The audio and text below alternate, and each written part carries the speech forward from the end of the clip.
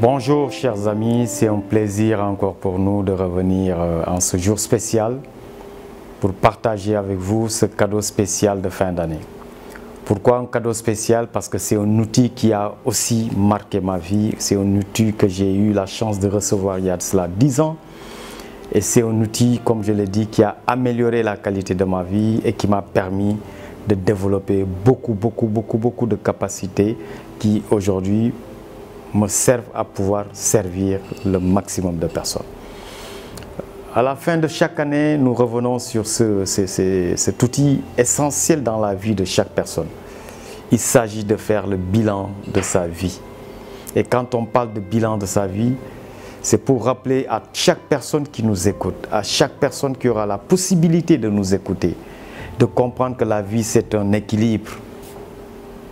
Malheureusement, nous avons été conditionnés, nous avons été formés à croire que la réussite, c'est seulement sur l'aspect financier, seulement sur l'aspect professionnel. Et c'est ça qui fait que je peux dire avec certitude que même si vous avez réussi dans certains domaines de votre vie, je peux aussi croire qu'il y a des domaines dans lesquels vous n'êtes pas satisfait. Je peux aussi dire qu'il y a des gens aujourd'hui qui vivent la souffrance, qui vivent la douleur dans certains aspects de leur vie. Et cela est souvent dû au fait que l'humain dans sa conception, dans son fonctionnement, a tendance à se focaliser sur ses points forts et à négliger un peu les points faibles. Mais le bilan de la vie nous permet de nous rappeler que chaque aspect de notre vie doit être une priorité. Chaque aspect de notre vie, c'est une entreprise. Et pour chaque entreprise, nous devons évaluer avec beaucoup de conscience, avec beaucoup de sérénité, et aussi avec beaucoup d'honnêteté pour pouvoir éventuellement avancer. Et cet exercice que nous faisons aujourd'hui est essentiel pour chaque personne. Je le dis souvent, nous faisons l'évaluation ou bien le bilan de nos entreprises. Et comme je taquine souvent les comptables, ils font le bilan financier des structures dans lesquelles ils travaillent. Mais on oublie de faire le bilan de sa propre vie. Parce que si on ne fait pas le bilan de sa vie, on finira notre vie avec beaucoup de regrets, avec beaucoup de remords. Parce qu'il y aura des aspects sur lesquels peut-être on n'a pas assez mis de temps, on n'a pas assez mis d'argent, on ne s'est pas investi à 100%. Et malheureusement, à l'heure du bilan, ce sont des parties de notre vie, ce sont des aspects de notre vie qui vont peut-être dérégler un peu l'harmonie dans laquelle nous devrions évoluer pour que notre vie soit une vie de qualité. Je prends toujours un exemple très simple. Quand on voit l'état de la santé des populations actuellement, on peut se rendre compte qu'il y a une infime partie de la population qui a mis en priorité sa santé. Et ces gens ont tellement compris qu'ils s'investissent à 100% parce qu'ils sont devenus de vrais acteurs de la santé. Malheureusement, la majorité des populations au niveau mondial et même au Sénégal ici n'ont pas priorisé leur santé. Et tant qu'on ne priorise pas sa santé, on ne mettra pas l'effort, le temps ni l'investissement nécessaire pour améliorer la qualité de sa santé. Quand je prends le corps physique, c'est la même chose. Comment les gens utilisent aujourd'hui leur corps physique? Quel type de travail faisons-nous pour que notre corps physique soit utilisé de la meilleure des façons? Pour que notre corps physique soit bien sculpté? Pour que notre corps physique puisse nous donner tout ce dont on aura besoin pour fonctionner au quotidien? Qu'est-ce qu'on fait de nos relations? Chacun à son niveau peut évaluer la qualité de ses relations, aussi bien au niveau de la famille, au niveau de la société, au niveau professionnel. Tout cela constitue des éléments sur lesquels nous devons travailler. Si je prends la spiritualité, c'est un domaine aussi que chacun doit pouvoir évaluer à la fin de chaque année pour pouvoir se dire, est-ce que je suis en train de grandir sur le plan spirituel?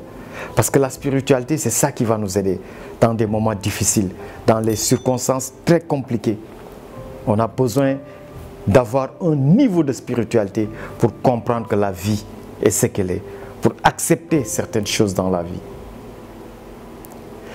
Si je prends l'état émotionnel des populations, l'état émotionnel de chaque personne, c'est un sujet assez délicat, assez complexe, parce que la qualité de nos émotions déterminera la qualité de notre vie.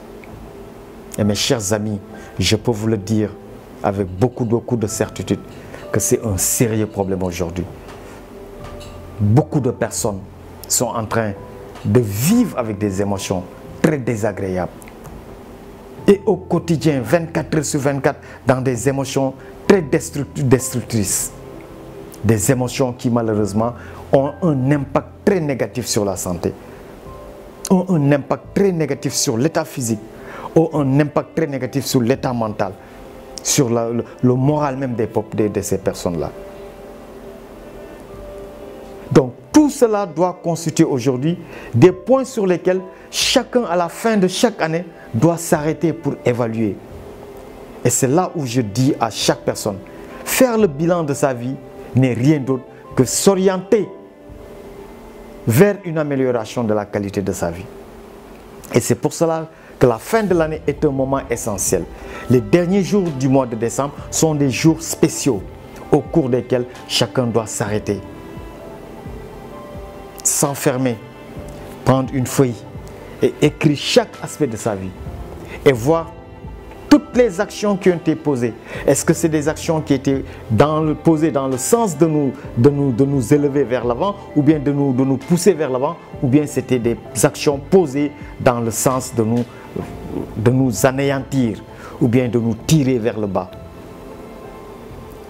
Et c'est ça qui nous permettra de pouvoir éventuellement se donner un score par rapport à chaque aspect de sa vie. Je prends toujours l'exemple de la santé parce que vous le savez très bien, nous sommes plus dans le bien-être, dans la santé, dans la prise en charge globale du corps humain. Et c'est pour ça que beaucoup d'exemples seront orientés vers l'état de santé de chaque personne. Si aujourd'hui tu penses que tu es à un score de 3 ou bien 4 sur une échelle de 10 par rapport à ta santé, je pense que mon cher ami, il te faut prendre des décisions importantes. Et croire qu'il est possible d'améliorer la qualité de ta santé. Que tu sois bien portant, que tu sois malade, ou bien que tu puisses éventuellement penser améliorer la qualité de ta santé, comprends que c'est toujours possible. C'est juste pouvoir, avec exactitude, avec sérénité, avec honnêteté, pouvoir mesurer le fossé qui te sépare entre ton score actuel et là où tu voudrais arriver. Et ce fossé, on peut le combler. Et pour le combler, tu as besoin d'accompagnement. Et je pense que l'Académie de la vie est là pour vous accompagner. Le coaching que nous offrons est là aussi pour accompagner chaque personne qui souhaiterait combler ce fossé entre son score actuel et le score qu'il souhaiterait avoir. Je vous garantis que personnellement, tous les aspects de ma vie, surtout sur le plan de la santé, je peux vous garantir que chaque année, j'élève le niveau vraiment à un score très élevé.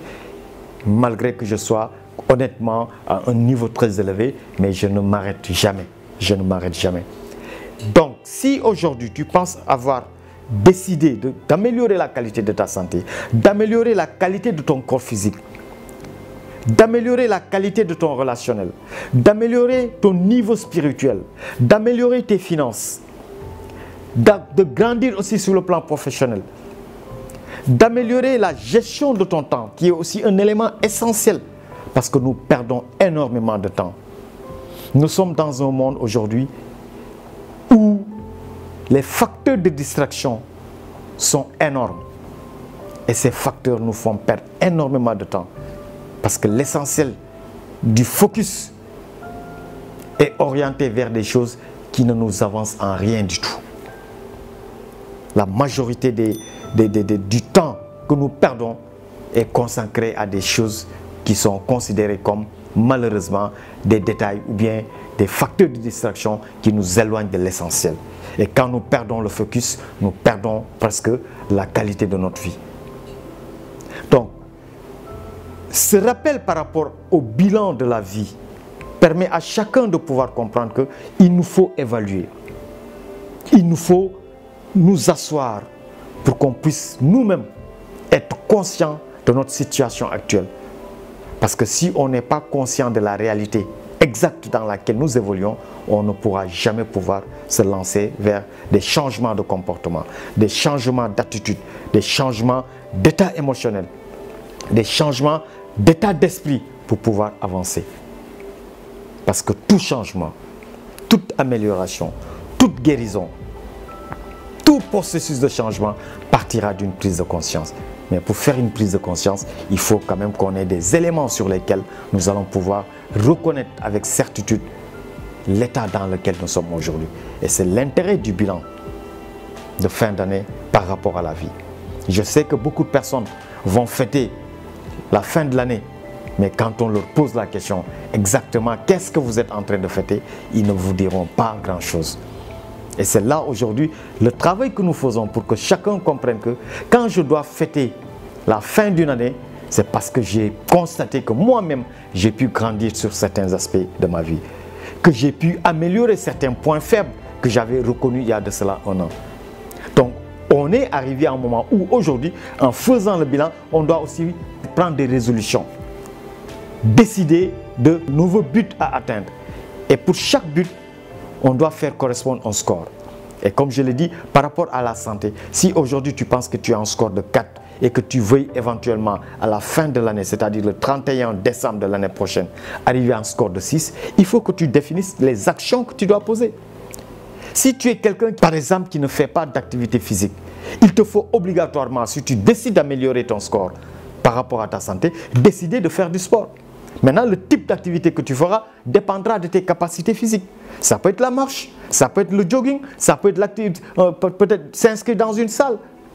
Ça peut être peut-être une activité physique de renforcement musculaire. Ça peut être peut-être pour quelqu'un d'autre de bien sculpter son corps physique. Ça aussi doit être accompagné par un changement de ton mode d'alimentation. T'orienter vers une alimentation vivante. Maximiser tes connaissances par rapport au fonctionnement du corps humain. Ce sont ces actions qui te permettront d'augmenter la probabilité d'arriver au score que tu t'es fixé. Sur le plan des finances aussi, c'est la même chose. Tu dois comprendre aujourd'hui qu'il y a une formule très basique. Tes dépenses ne doivent jamais dépasser tes revenus. Si tu es dans cette tendance dépensière, tu ne t'en sortiras jamais. Cette formule très simple, appliquée par la majorité des gens, te permettra de comprendre que sur les finances, nous exigent une autodiscipline. Et cette autodiscipline te pousse à comprendre exactement que tu dois pouvoir orienter, réfléchir sur comment orienter, comment dépenser ton argent. Sur le plan spirituel, c'est la même chose. Quelles sont les choses que tu dois aller apprendre pour améliorer ta spiritualité? Quel est le temps que tu dois t'accorder pour que ton apprentissage sur le plan spirituel soit aussi un apprentissage qui va te permettre de grandir? Sur le plan relationnel, pose-toi les bonnes questions et tu auras les bonnes réponses. Qu'est-ce qui fait que peut-être jusqu'à présent, tu ne parviens pas à gérer de la meilleure façon tes relations? Quand on se pose les bonnes questions, on aura toujours les bonnes réponses. Et les questions sont un pouvoir pour quelqu'un qui souhaiterait changer. L'état d'esprit, c'est la même chose. Tant qu'on ne sera pas dans un état d'esprit qui nous permet de donner un sens, qui réduit la douleur, qui réduit la souffrance par rapport à nos émotions, on sera toujours dans des situations avec des états d'esprit qui vont nous orienter vers la destruction, des états d'esprit qui vont nous orienter vers l'angoisse, vers le stress, vers la peur. Tout dépend du sens que nous donnerons aux événements. Tout dépend du sens que nous donnerons aux actes que les personnes vont poser. Tout dépend du sens que nous donnerons aux événements, aux circonstances, mais aussi à la personne en face de nous qui aura aussi une attitude peut-être qui peut nous blesser ou bien qui peut nous énerver, mais tout partira de la compréhension qu'on aura de l'impact de ces réactions sur notre chimie, sur notre physiologie. Et c'est ça qui est important. Donc, on est à la fin d'une année qui marque aussi le début d'une nouvelle année. Et comme on le dit, une nouvelle année, c'est une nouvelle vie. C'est une nouvelle page de notre vie, que chacun puisse éventuellement remplir cette page avec des choses qui nous permettront en fin d'année de pouvoir dire franchement j'ai grandi, d'être fier de soi, d'être content d'avoir pu accomplir des choses, d'être content d'avoir pu faire des réalisations. Ça peut être des projets, Ça peut être une nouvelle entreprise que vous allez mettre en place. Ça peut être aussi de nouvelles choses que vous allez mettre en place. Ça peut être aussi s'orienter sur d'autres aspects de votre vie. Mais le plus important, c'est qu'il faudrait avancer. Le plus important, c'est qu'on doit grandir. Et quand on grandit, il n'y a pas meilleur que ça. Parce que le plus grand plaisir, ce n'est pas le gain d'argent, mais c'est de constater qu'on a grandi, de constater qu'on s'est amélioré, de constater qu'on a quand même pu élever certains aspects de notre vie, on a pu quand même améliorer certains points faibles qu'on avait nous-mêmes identifiés, et c'est ça qui nous permettra d'être fiers de nous-mêmes. Mes chers amis, ce cadeau de fin d'année n'est rien d'autre pour vous que de vous rappeler que nous devons obligatoirement faire le bilan de notre vie. Chaque année, voir tous les aspects de notre vie et pouvoir évaluer, analyser et pouvoir tirer les enseignements nécessaires et dire ok, pour l'année prochaine il me faut arriver par exemple à un score de 8 pour ma santé, arriver à un score par exemple de 6 pour mes relations, arriver par exemple à un score de 7 pour mes finances, arriver par exemple à un score de 8 par rapport à mes entreprises, arriver à un score de 5 par rapport à mon corps physique, par rapport à tous les aspects, que chacun se donne des scores et c'est par rapport à ces scores qu'on va aller travailler. Et c'est ça qui permettra à chaque personne, si tu as une motivation profonde, une raison profonde en toi qui doit te pousser à changer, de pouvoir tenir tout au long de l'année. Parce que malheureusement, beaucoup de gens prennent des résolutions, mais vers le 15 janvier, le 31 janvier, ils sont loin de ces résolutions parce qu'ils auront déjà abandonné. C'est ça qui fait que vous voyez, les salles de sport sont remplies en début d'année, mais à 15 jours, 20 jours du début de l'année, vous verrez que les salles vont se vider de ces personnes parce que les gens ont un souci majeur, ont un grand problème, c'est-à-dire rester scotchés à leur résolution, rester scotché à leur engagement, et c'est ça qui fait le défaut actuellement. Donc pour vous qui m'écoutez, sachez que la vie, on doit toujours s'améliorer, on doit grandir. Comme le dit Anthony Robbins, de continue improvement, c'est-à-dire chaque fois qu'on doit toujours poser des actions qui doivent nous mettre au-dessus de là où on était. Et c'est ça aujourd'hui, la force par rapport à tout ce que je fais. À la fin de chaque année, je m'assois et j'évalue tous les aspects de ma vie. Je m'assois, j'évalue toutes mes entreprises, je m'assois et j'évalue. Et c'est ça qui me permet de me donner des orientations, de me donner en fait la force, le mental pour pouvoir encore aller augmenter non seulement mes capacités, mais surtout élever aussi le niveau du travail que nous faisons. Et je pense par rapport à ça que tout le monde aura compris que le meilleur cadeau qu'on peut se faire soi-même, c'est de pouvoir évaluer sa vie. Pas seulement l'entreprise dans laquelle nous travaillons, pas seulement notre propre entreprise, pas seulement nos finances, mais notre santé, la gestion de notre temps, notre relationnel, l'harmonie dans la famille, les relations de couple, les relations entre parents, les relations avec nos enfants, l'accompagnement que nous faisons pour nos enfants, l'harmonie dans la maison, l'harmonie dans la société et même notre contribution par rapport à notre société, par rapport à notre peuple. Tout cela doit être aujourd'hui des choses sur lesquelles, des points sur lesquels nous devons travailler. Et je pense que si chacun s'investit de cette façon, la qualité de vie de chaque personne va s'améliorer et ensemble, on aura quand même un groupe de personnes qui vont chaque fois s'améliorer, parce que comme je l'ai dit, la chose qui fait le plus plaisir, c'est de sentir qu'on a grandi, et c'est dans cet état de grandeur qu'on pourra toujours dire merci à Dieu, dans la gratitude, dans la reconnaissance, parce que c'est lui aussi qui nous accompagne dans tout ce que nous faisons, parce que dans tout ce qu'on fait, on doit toujours mettre Dieu en avant, et c'est ça aujourd'hui la force par rapport à l'avancement ou bien à l'amélioration de chaque personne. Sur ce, je vous dis merci, en espérant que cette nouvelle année sera aussi une année meilleure. Mais comme je l'ai dit, pour que l'année soit meilleure, ça doit partir de nous, on doit s'investir, on doit poser les actions, on doit donner le maximum de nous-mêmes, le meilleur de nous-mêmes pour que nous puissions grandir. Et c'est quand on grandit qu'on améliore la qualité de notre vie. Et quand la qualité de notre vie s'améliore, la qualité de notre famille aussi s'améliore, parce qu'on aura la possibilité d'impacter énormément de personnes. Et quand on impacte les personnes, on aura vraiment servi. Car le service, c'est vraiment la chose qui fait plaisir. Nous sommes sur cette terre pour servir, mais pour pouvoir servir, il faut avoir de quoi donner. Pour pouvoir donner le meilleur de soi-même, il faut avoir quelque chose en soi qu'on pourra donner. Parce que si on n'a pas quelque chose, on ne pourra jamais donner quelque chose. Si on ne se sert pas, on ne pourra pas servir. Et je pense par rapport à ça que chacun reste sur cette ligne de capacitation sans arrêt. Il faut toujours s'améliorer pour pouvoir donner le meilleur de soi-même, parce qu'on ne sait pas quand est-ce que la personne qui est devant nous aura besoin de la meilleure version de nous-mêmes. Et c'est pour ça que grandir n'a pas de ligne d'arrivée. On restera toujours des étudiants, on restera toujours dans l'apprentissage, parce que nous sommes là pour que nos connaissances, nos capacités, notre potentiel puissent être au service de l'autre. Et c'est ça aujourd'hui le travail que nous faisons au sein de cette académie. Et j'en profite pour vous dire une très bonne année, une année de santé, une année de bonheur, une année de joie, mais aussi dans la gratitude, dans la joie, et que Dieu vous bénisse. Merci.